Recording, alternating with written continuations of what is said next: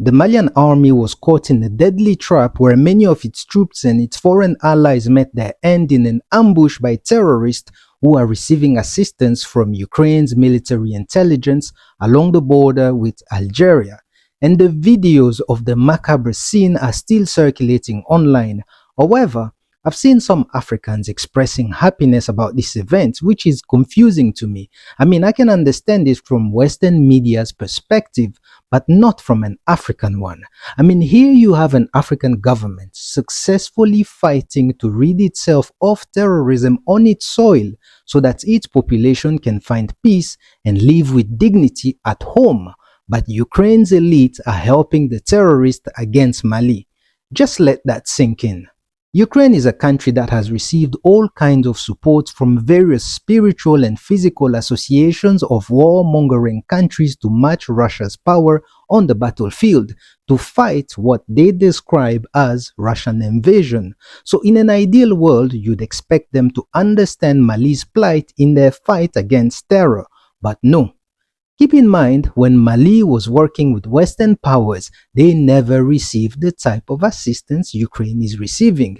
And I'm speaking in terms of providing them with the right tools to defend themselves. And that, you see, is one of the reasons why their Western partners were booted out of Mali.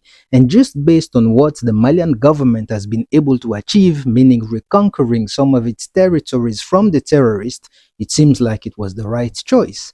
Now imagine what they would have done if they were given the right goodies to defend themselves.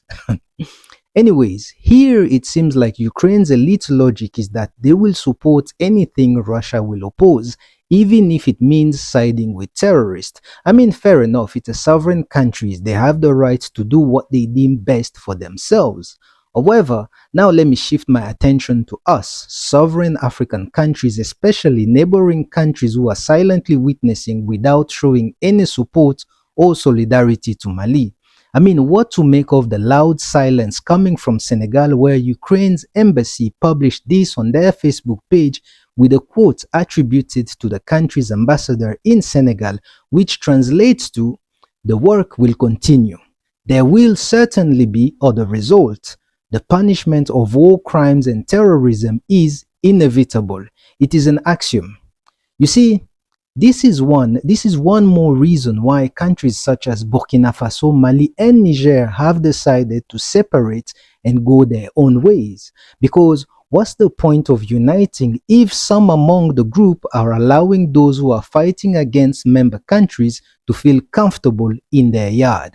How's that even possible? We, ni nini?